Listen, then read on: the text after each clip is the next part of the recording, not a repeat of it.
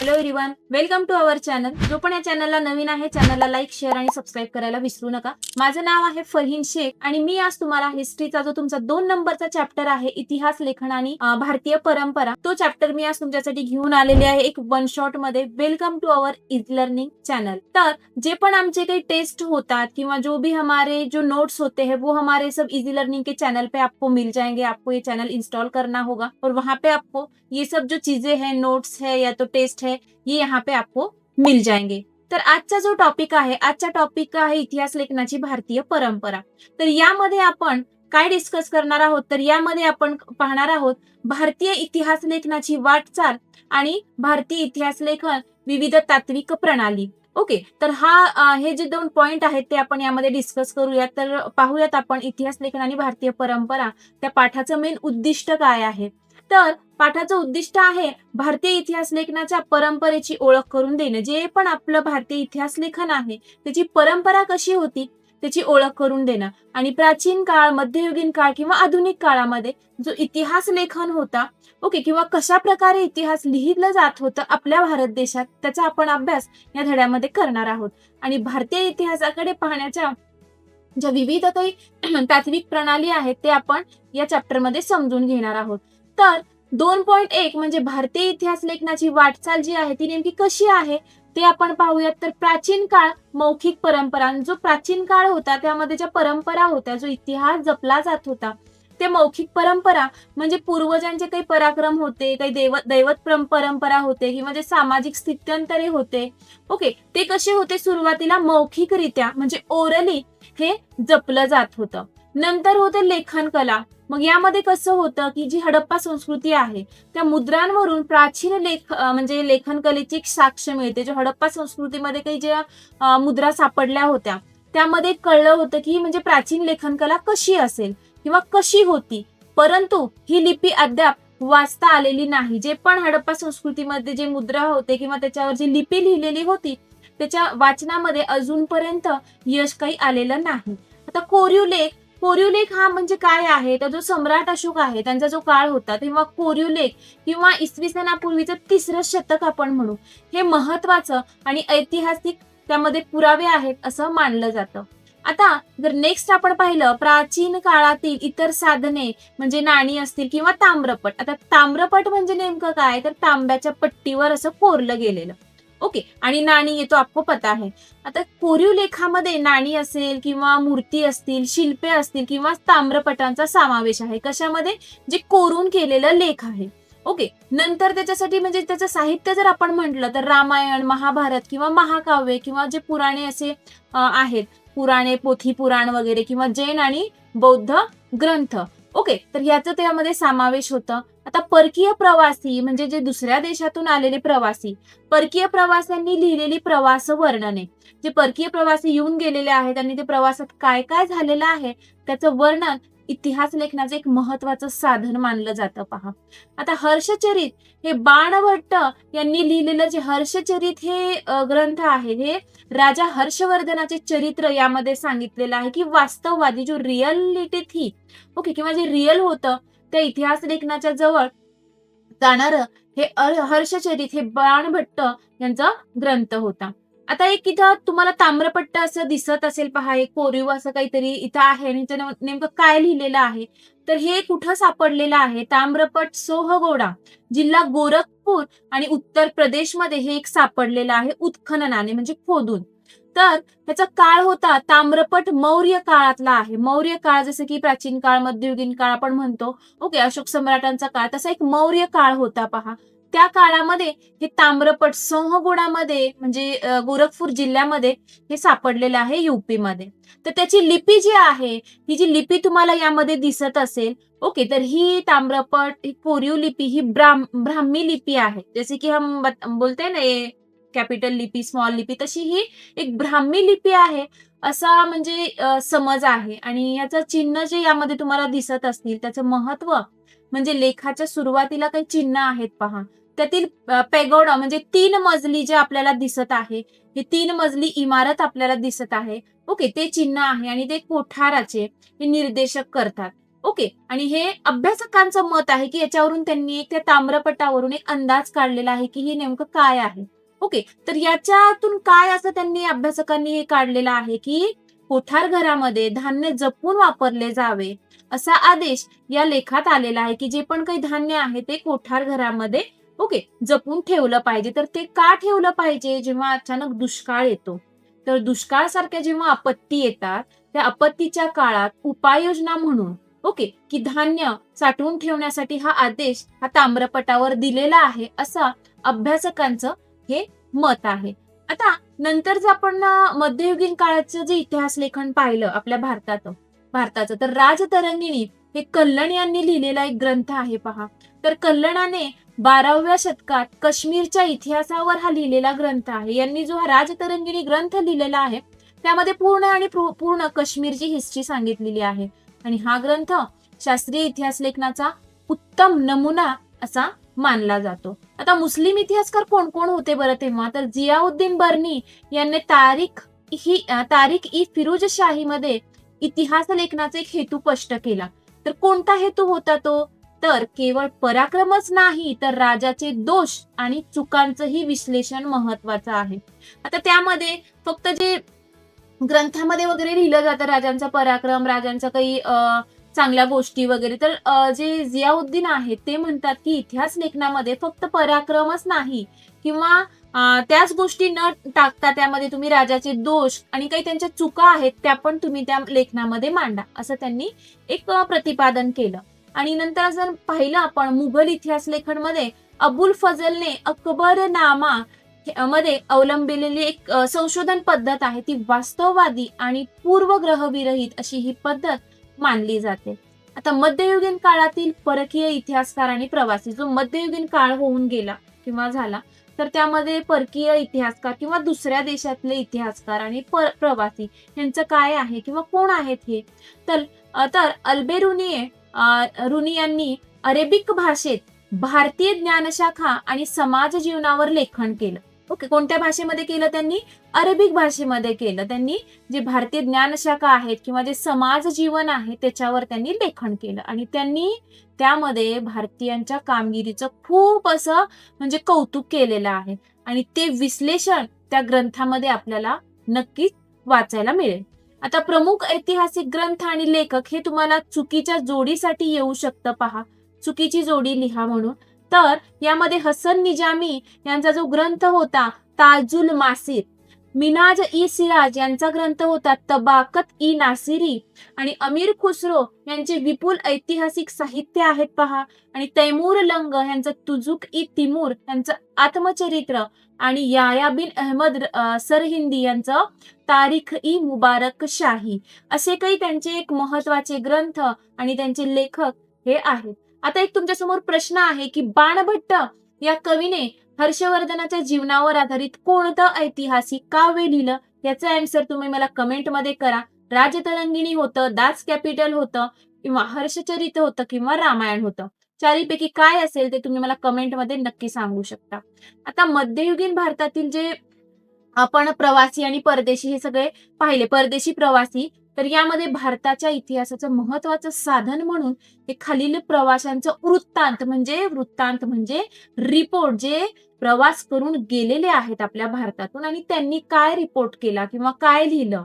Okay, तर Ibn Battuta मोरोस्कोचे प्रवासी होते आणि मोहम्मद तुघलकाच्या काळातील त्यांनी माहिती दिली. लक्षात ठेवा, जे पण काही हे परदेशी प्रवासी आपल्या भारतातून येऊन गेले, मग त्यांनी काय काय माहिती गोळा केली किंवा काय काय लिहिलं, तर ते आहे इब्न बतूता मोरोस्कोचे प्रवासी आणि मोहम्मद तुघलकाच्या काळातील माहिती. अब्दुल रजाक यांनी काय केलं होतं? विजयनगर साम्राज्याचं वर्णन त्यांच्या वृत्तांतामध्ये लिहिलं होतं. मार्को पोलो हे इटालियन प्रवासी होते पहा. निकोलो कॉन्ती हे विजयनगर भेटीचा त्यांनी एक रिपोर्ट तयार केला किंवा वृत्तांत तयार केला. बार्बोसा आणि डॉमिंगोस पेस हे पोर्तुगीज प्रवासी होते. तर अशा प्रकारे परदेशी प्रवासी जे भारतात येऊन गेले आणि त्याच्याबद्दल त्यांनी असं थोडं थोडं वृत्तांत लिहिलेला आहे. आता मुघल दरबारातील इतिहास लेखन आपण पाहू, की जो मुघल काळ होता किंवा मुघल दरबारामध्ये इतिहास लेखन नेमकं कसं केलं जायचं बरं? तर राजस्तुती यामध्ये मुघल राजदरबारातील इतिहासकारांच्या लेखनात राज्यकर्त्यांची स्तुती, जे पण राज्यकर्ते होते उनकी तारीफ आणि त्यांच्याबद्दल निष्ठा किंवा प्रेम त्याला विशेष असं महत्व होतं. ओके, मुघल दरबारामध्ये जो इतिहास लेखन केला त्यामध्ये राज्यकर्त्यांची स्तुती आणि त्यांच्याबद्दल असलेलं निष्ठा प्रेम हे जास्त महत्वाचं होतं. काव्यात्मक वर्णनमध्ये त्यांच्या लेखनात अनेक सुंदर काव्यात्मक शब्द रचना किंवा चित्रे यांचा पण समावेश होता. मग अबुल फजल यांचा अकबरनामा जो ग्रंथ आहे त्यावर अवलंबून असलेली अधिकृत कागदपत्र यांच्या आधारे एक संशोधन पद्धत आज पण एक खूप अशी इम्पॉर्टंट संशोधन पद्धत ही मानली जाते. आता मला आज तुम्हाला थोडंसं काही बोलायचं आहे. तर हे आहे आमच्या मागच्या वर्षीच्या बॅच मधले जे मुलं आहेत ते आमच्याकडून लाईव्ह मध्ये शिकून गेलेले आहेत. ओके, आणि ह्यांचा खूप असा मस्त आमचा गेल्या वर्षीचा रिझल्ट लागलेला आहे. त्यामध्ये जी फर्स्ट होती गुंजन व्यास, तिला 100 आउट ऑफ 100 म्हणजे 100% तिनं स्कोर केलेला आहे. आणि हा व्यंकटेश आहे तो सेमी इंग्लिशचा आहे, त्यांनी पण 100% असा स्कोर केलेला आहे. आणि हे सगळे जे मुलं आहेत पहा, ते आमच्या गेल्या वेळेस आमच्याकडे लाईव्ह मध्ये हे शिकलेले आहेत.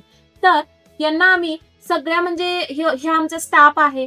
ओके, तुम्हाला यातले सगळेजण माहीतच आहे. आणि आमच्या बॅच मध्ये जे लाईव्ह आम्ही घेतो, आमच्या बॅच मध्ये जे सेमी इंग्लिश वाले मुलं आहेत किंवा इंग्लिश मीडियम वाले मुलं आहेत त्यांचा पूर्णपणे हा सिलेबस आम्ही कव्हर करून घेत असतो. मग आमच्या बॅच मध्ये काय काय आहे, तर तुम्हाला तुमची बॅच परचेस करायची असेल आणि काही डाऊट असेल तर आमच्या बॅच मध्ये काय आहे ते तुम्हाला नक्की माहिती असलं पाहिजे. तर आमचे लाईव्ह बॅचेस होतात आणि प्रत्येक टॉपिक वर आम्ही म्हणजे क्लास घेतो. पूर्ण सिलेबस आम्ही कव्हर करून घेतो. आणि जर तुम्ही म्हणजे लाईव्ह बॅच खरेदी केली तर यामध्ये तुम्ही मोबाईल असेल, पीसी असेल, टॅबलेट असेल किंवा दोन्ही अँड्रॉइड आणि iOS याच्यातून तुम्ही लाईव्ह बॅच अटेंड करू शकता.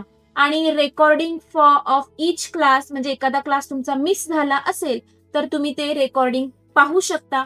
नंतर chapter wise doubt clearing session, आमचा जसा चॅप्टर होतो तर आम्ही लगेच डाऊट क्लिअरिंग सेशन ठेवतो आणि तुम्ही डायरेक्टली शिक्षकांशी हँड रेज करून बोलू शकता.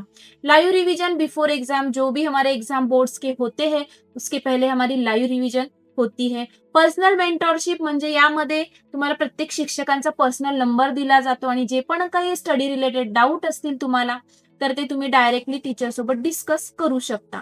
आणि आमच्या बॅचमध्ये टेस्ट सिरीज असते सब्जेक्टिव्ह आणि ऑब्जेक्टिव्ह टेस्ट. तर ऑब्जेक्टिव्ह टेस्ट आम्ही घेतो आणि सब्जेक्टिव्हही घेतो आणि सगळ्यात मेन म्हणजे आम्ही त्या टेस्ट चेक करून देतो. तर तुम्हाला जर बैच खरीदी करायची असेल किंवा बैच परचेस आपको करना है तो प्लीज आप ये नंबर पे बैच से रिलेटेड जो भी डाउट है तो ये नंबर पे आप कॉल करके बात कर सकते हो. चलो तो पढ़ते हैं बखर. आता बखर हे ऐतिहासिक साहित्याचा प्रकार आहे, हे तुम्हाला माहित आहे. आता बखरची व्याख्या काय आहे बरं? बखर हा मराठीतील ऐतिहासिक साहित्याचा एक महत्वाचा प्रकार आहे. जो मराठी साहित्य आहे ते ऐतिहासिक साहित्याचं एक इम्पॉर्टंट टाईप आहे. आता एक तुम्हाला दिसत असेल इथं एक पुस्तक सारखं किंवा ह्याला आपण बखर म्हणू, भाऊसाहेबांची बखर. तर वैशिष्ट्य काय आहे, यात शूरवीरांचे गुणवान, जे शूरवीर होऊन गेले त्यांचे गुणवान, त्यांचं लढाया किंवा थोर पुरुषांचं चरित्र की ते कसे होते त्याचं वर्णन हे बखर मध्ये असतं पहा. मग यामध्ये जर पाहिलं तर महत्वाची बखर एक आहे सभासद बखर. तर सभासद बखर मध्ये काय आहे, तर सभासद बखर मध्ये जे छत्रपती शिवाजी महाराज आहे त्यांची कारकिर्दी ओके त्या आपल्याला सभासद बखर मध्ये पूर्ण डिटेल वाचण्यात भेटतात. आणि त्यांचे लेखक आहेत कृष्णाजी अनंत सभासद. हे सभासद बखर यांनी लिहिलेली आहे आणि त्यांनी शिवाजी महाराजांची पूर्ण कारकिर्दी त्या बखर मध्ये लिहिलेला आहे. तर भाऊसाहेबांची बखर किंवा पानिपतची बखर यामध्ये पानिपतची जी लढाई झालेली होती, जो युद्ध झालेला होता त्या युद्धाबद्दल डिटेल आपल्याला भाऊसाहेबांची बखर यामध्ये इन्फॉर्मेशन भेटेल. आणि होळकरांची कैफियत म्हणजे जे होळकर घराणे आहे त्यांचं काय काय योगदान आहे ओके ते आपल्याला होळकरांची बखर यामध्ये तुम्हाला डिटेलमध्ये भेटेल.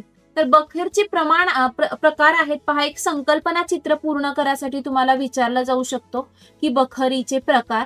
तर चरित्रात्मक बखर, वंशावळी आधारित बखर, प्रसंग लेखनात्मक बखर आणि आत्मचरित्रात्मक बखर आणि कैफियतची बखर. आता चरित्रात्मक बखर मध्ये काय असतं, तर एखाद्या थोर व्यक्तीच्या जीवनावर आधारित ती बखर असते. जसं की एक्झाम्पल आपण पाहिलं सभासद बखर. एखादी थोर व्यक्ती होऊन गेली त्याचं पूर्ण जीवनपट आपल्याला चरित्रात्मक बखर मध्ये दिसेल.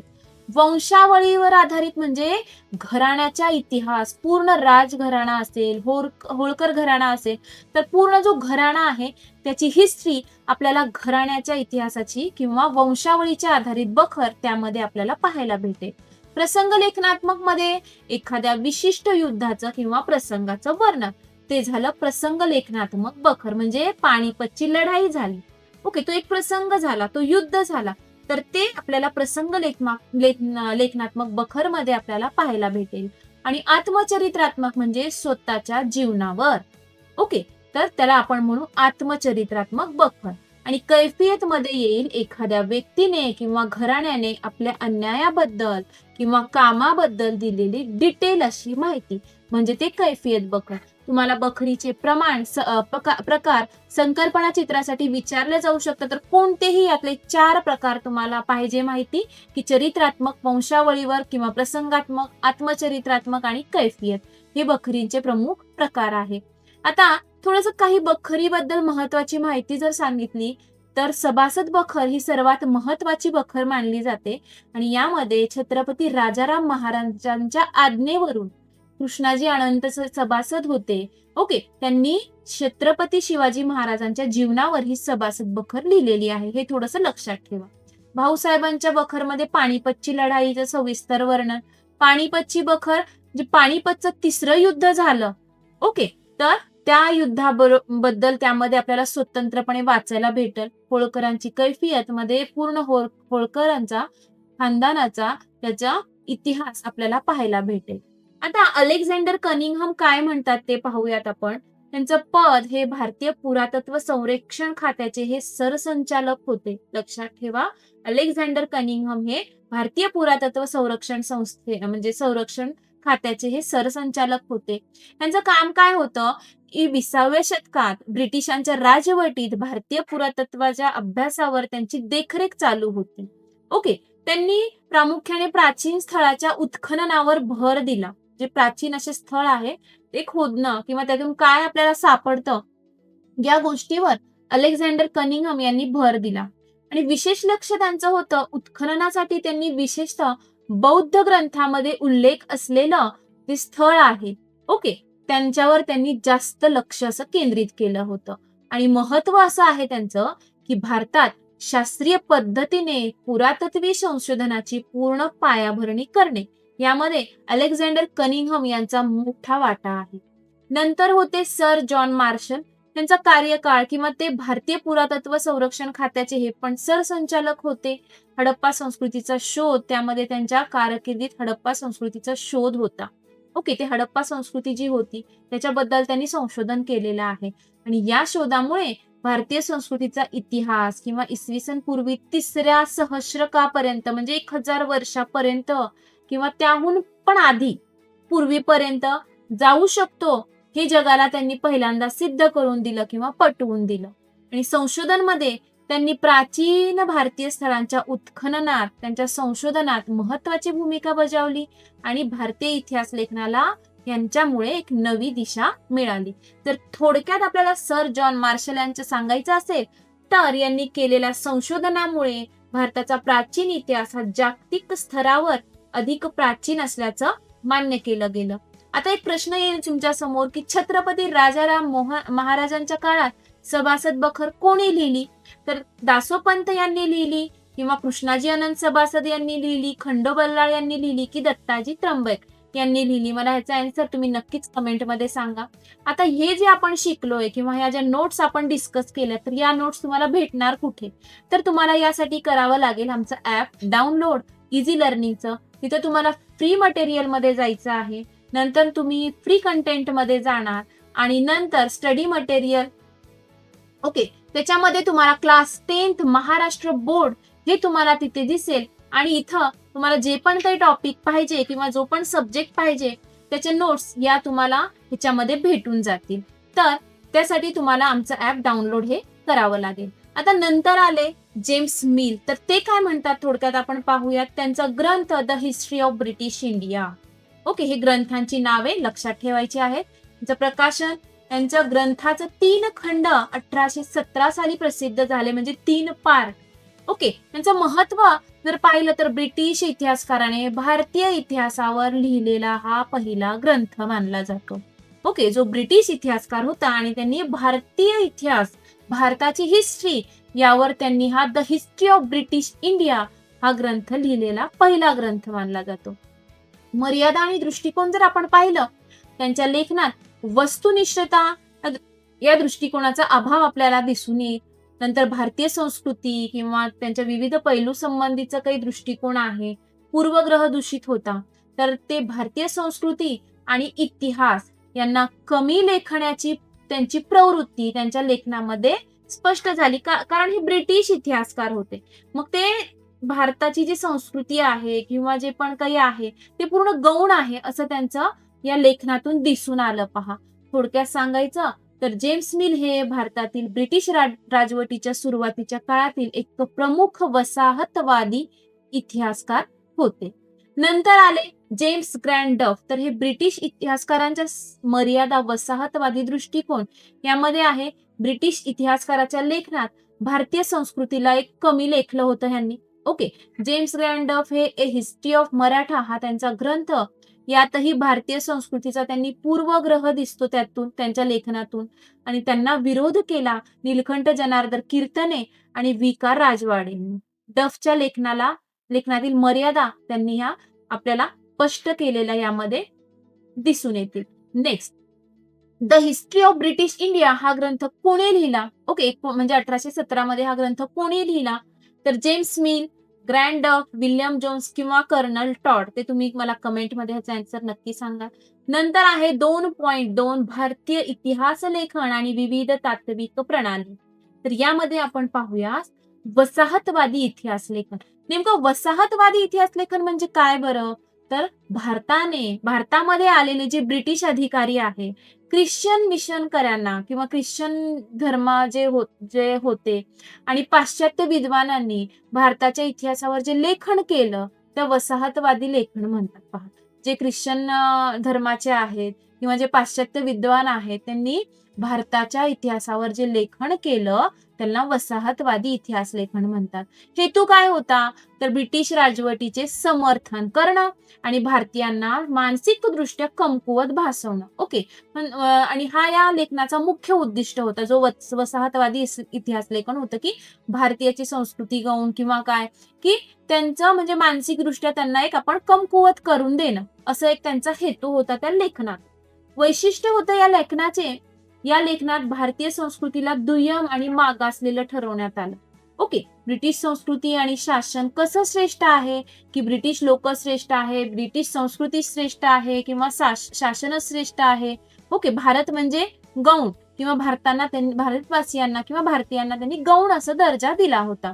याचेच गोडवे गाण्यात आले होते की फक्त ब्रिटिश संस्कृती आणि शासन बेस्ट. तर भारताच्या उज्ज्वल इतिहासाकडे जाणीवपूर्वक त्यांनी दुर्लक्ष केलं की जे पण भारताची हिस्ट्री होती त्याच्याकडे त्यांनी दुर्लक्ष केलं. हे वसाहतवादी इतिहास लेखनामध्ये एक उल्लेख केलेला आहे. प्रमुख लेखक ह्याचे होते जेम्स मिल आणि ग्रँड डफ. तर जेम्स मिल यांचा the history of India, okay, याने भारतात म्हणजे भारतीय इतिहासाचे पूर्वग्रह दूषित वर्गीकरण केलं. आणि ग्रँड डफ हिस्ट्री ऑफ द मराठास.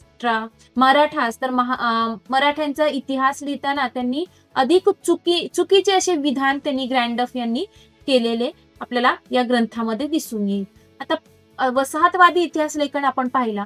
आता प्राच्यवादी इतिहास लेखनामध्ये काय आहे तर याचं जर मिनिंग आपण पाहिलं तर युरोपातील ज्या अभ्यासकांना पूर्वेकडे विशेषतः भारतासारख्या देशामधील जी संस्कृती आहे, धर्म आहे किंवा भाषा आहे त्याच्याबद्दल कुतूहल, ओके, यानी की प्रेम त्यांनी केलेल्या लेखनामध्ये आपल्याला प्राच्यवादी इतिहास दिसेल की युरोपातील जे अभ्यासक आहेत त्यांनी पूर्वेकडील म्हणजे भारतच समजा भारत देश, त्या देशाबद्दलची संस्कृती असेल, धर्म, भाषा, परंपरा याच्याबद्दल केलेलं कौतुक म्हणजे प्राच्यवादी इतिहास लेखन. आणि वसाहतवादी ह्याच्यामध्ये काय होतं की भारतीय संस्कृती गौण दर्जाची आहे त्याचं लेखन वसाहतवादीमध्ये होतं. पण पाश्चवादीमध्ये काय आहे, युरोपचे अभ्यासक होते त्यांनी भारताबद्दल प्रेम किंवा कुतूहल निर्माण करणारं असं लेखन केलेलं आहे. तर कुतूहल आणि आदर यामध्ये या अभ्यासकांना भारतीय संस्कृतीबद्दल आदर आणि कौतुक होतं. ओके, त्यांना आवडत होती भारतीय संस्कृती. ओके, संस्कृत आणि युरोप हे पूर्ण त्यांनी म्हणजे ह्या ह्या ह्याच्यातून त्यांनी एक प्राच्यवादी इतिहास लेखन लिहिलेलं आहे. भाषा, संस्कृत आणि युरोप भाषेमधील साम्य शोधण्यावर त्यांनी भर दिला. जी संस्कृत भाषा आहे किंवा युरोप भाषा आहे, त्यावर त्यांनी समप्रमाण किंवा साम्य आपण म्हणू ना, एक समानता शोधण्याचा प्रयत्न केला आणि यातूनच इंडो युरोपीय या भाषाकुलाची एक संकल्पना चालू झाली. ओके, आता अभ्यासाचा विषय जर आपण पाहिला, तर त्यांनी प्रामुख्याने प्राचीन भारतीय साहित्य, वेद, उपनिषदे किंवा भारतीय धर्मग्रंथांचा अभ्यास यामध्ये आपल्याला केलेला दिसून येतोय. संस्थाची स्थापना जर कोणी केली, तर सर विल्यम जोन्स यांनी 1784 मध्ये कोलकाता येथे एशियाटिक सोसायटी स्थापन केली पहा, ज्याद्वारे प्राचीन भारतीय ग्रंथाच्या संशोधनाला चालना भेटली. तर हे झाले पाश्चवादी इतिहास लेखन. आता प्रमुख पाश्चवादी अभ्यासक कोण कोण होते, तर सर विल्यम जेम्स हे प्रमुख होते. त्यांनी अनेक संस्कृत ग्रंथाचे इंग्रजीमध्ये ट्रान्सलेट केलेलं आहे. फ्रेडरिक मॅक्स म्युलर हा जर्मन अभ्यासक होता आणि सर्वात प्रसिद्ध प्राच्यवादी मानला जात होता. ओके, त्यानं हितोपदेश जर्मन भाषेत त्यांनी ट्रान्सलेट केलं. ऋग्वेदाचे संपादन केलं. The secret books of the east या नावाने 50 खंड हे फ्रेडरिक मॅक्स म्युलर यांनी संपादित केलेले आहे. हे पाश्चवादी अभ्यासक होते, सर विल्यम्स आणि फ्रेडरिक मॅक्स म्युलर. आता वसाहतवादी लेखक भारतीयांना कमी लेखत होते. आपण पाहिलं वसाहतवादी इतिहास लेखनामध्ये. तर पाश्चवादी लेखक भारतीय संस्कृतीचा अभ्यास किंवा कौतुक यांचा म्हणजे पाश्चवादी अभ्यासक हे भारतीय संस्कृती त्यांना आवडत होती आणि त्याचं ते कौतुक करत होते किंवा त्याचा ते बारकाईने अभ्यास करत होते. आता सर विल्यम जोन्स एशियाटिक सोसायटीची स्थापना, सर विल्यम जोन्स हे जे होते जोन्स 1784 मध्ये कोलकाता येथे एशियाटिक सोसायटीची स्थापना केली त्यांनी. हा एमसीक्यू साठी विचारला जातो प्रश्न. पाश्चवादी अभ्यासक, तर ते पाश्चवादी हे अभ्यासक होते आणि म्हणजेच हे युरोप अभ्यासक आणि पूर्वेकडील म्हणजे आपला जो भारत देश आहे, विशेषतः भारत, हे संस्कृती आणि देशाबद्दल त्यांनी आदर, एक सन्मान आणि कौतुक त्यांनी केलेलं आहे. तसंच फ्रेडरिक मॅक्स म्युलर पण होते. ओके, त्यांचं पण एक प्रसिद्ध जर्मन असं पाश्चवादी अभ्यासक आपण त्यांना मानलं जातं. त्यांना ऋग्वेदाचा जर्मन भाषेत त्यांनी अनुवाद केलेला आहे. The secret books of the east या ग्रंथाचे त्यांनी 50 खंड संपादित केलेला आहे आणि त्यांचा विचार संस्कृती ही इंडो युरोपीय भाषा गटातील सर्वात प्राचीन असा संस्कृत भाषा, इंडो युरोपीय गटातील सर्वात प्राचीन अशी शाखा आहे. म्हणजे त्यांनी संस्कृत आणि युरोप भाषा यामध्ये त्यांनी साम्य दाखवलेलं आहे फ्रेडरिक मॅक्स म्युलर यांनी. नेक्स्ट जे आपल्या भारत देशाचे किंवा भारतीय इतिहास लेखनामधले न्यायमूर्ती महादेव गोविंद रानडे हे काय म्हणतात पाहू, तर यांचं योगदान जर पाहिलं तर the rise of the Maratha power हे त्यांचं एक लिहिलेलं ग्रंथ आहे आणि त्याची प्रमुख मांडणी मराठा सत्ता आहे, त्या सत्तेचा उदय केवळ एक राजकीय घटना नव्हती असं त्यांनी प्रमुख मांडणी केलेली आहे. न्यायमूर्ती रानडे यांनी प्रतिपादन केलं की मराठा सत्तेचा उदय म्हणजे अचानक पेटलेला वणवा नाही. ओके, त्या मागे महाराष्ट्रातील सामाजिक, सांस्कृतिक किंवा धार्मिक क्षेत्र हे प्रदीर्घ काळापासून तयारी करत आहे. अचानकच हा पेटलेला वणवा नाही असं न्यायमूर्ती रानडे हे म्हणतायत. आता एक प्रश्न येईल, भारतीय पुरातत्व संरक्षण खात्याचे पहिले सरसंचालक कोण होते, तर James mill, Alexander Cunningham, sir John Marshall किंवा माउंट स्टुअर्ट एल्फिस्टन. ह्याचा आन्सर मला कमेंट बॉक्स मध्ये तुम्ही नक्की द्या. आता तुम्ही आतापर्यंत माझ्याकडून व्हिडिओ, आता हे व्हिडिओ फॉर्म मध्ये तुम्ही पाहत असाल, पण तुम्हाला माझ्या सोबत किंवा आमच्या सगळ्या टीम सोबत जर लाईव्ह क्लास करायचे असतील आणि असा रिझल्ट पाहायचा असेल किंवा मिळवायचा असेल आणि शाळेतून तुम्हाला टॉपर व्हायचं असेल, पहा इथं गुंजन आहे 100% हिनं स्कोअर केलेला आहे. व्यंकटेश आहे, त्यांनी 100% स्कोअर केलेला आहे. ओके, नंतर 127 मुलं 90+ आहेत आमच्या बॅच मधले. 203 मुलं जे आहे ते 85% आहे आणि 31 मुलं आहेत शाळेतून फर्स्ट रँक आहे. आणि तुम्हाला पण जर शाळेतून फर्स्ट रँक घ्यायचं असेल तर नक्कीच आमच्या सोबत किंवा आमच्या लाईव्ह बॅच मध्ये तुम्ही ऍडमिशन करू शकता. आणि हे आहे आमचं इझी लर्निंगचं चॅनल किंवा इझी लर्निंगचं ऍप आणि ह्याला तुम्ही डाउनलोड करा. ओके, जे पण काही तुम्हाला आत्ताच्या धड्याचे नोट्स पाहिजे असतील तुम्हाला त्या फ्री मटेरियल मध्ये जाऊन नक्कीच भेटतील. तर भेटूयात आपण. आणि काही असेल तुम्हाला काही बॅच रिलेटेड काही डाऊट असेल तर तुम्ही आमच्या एज्युकेशनल काउन्सिलरशी डायरेक्ट बोलू शकता आणि बॅच रिलेटेड जे पण डाऊट आहे ते तुम्ही क्लिअर करू शकता. ओके, तर आता नंतर आपण पाहणार आहोत भारतीय इतिहास लेखन किंवा विविध तात्विक प्रणाली. तर यामध्ये राष्ट्रवादी इतिहास लेखन जर आपण पाहिलं तर भारतीय इतिहासकारांनी भारताच्या प्राचीन वैभवाचा अभिमान जागृत करण्यासाठी केलेलं लेखन म्हणजे राष्ट्रवादी इतिहास लेखन. लक्षात ठेवा की भारतीय इतिहासकार जे होते त्यांनी भारताच्या प्राचीन वैभव ओके किंवा भारताबद्दल अभिमान हे लिहिलेलं आहे राष्ट्रवादी इतिहास लेखनामध्ये. तर त्यामध्ये विष्णुशास्त्री चिपळूणकर यांनी म्हणजे ब्रिटिश इतिहासकार जे होते की त्यांना खरं खोटं माहीत नसताना त्यांनी जो इतिहास लिहिला ब्रिटिश लोकांनी किंवा भारताची संस्कृती त्यांनी गौण मानली तर त्यांना त्यांनी विरोध केलेला आहे. पहा, जसं की वसाहतवाद इतिहास लेखनावर. राजवाडे इतिहास म्हणजे काय यावर संशोधन केलं आणि मराठ्यांच्या इतिहासाची साधने त्यांनी 22 खंड हे संकलित केलेली आहेत. नंतर स्वातंत्र्यवीर Savarkar the Indian war of independence 1857 या ग्रंथाने राष्ट्रवादी इतिहास लेखनाला एक भरपूर अशी चालना दिली. तर राजवाडे यांचं पूर्ण नाव विश्वनाथ काशीनाथ राजवाडे. त्यांचं योगदान होतं मराठ्यांच्या इतिहासाची साधने आणि त्यांचं नावाचे 22 खंड संपादित केले.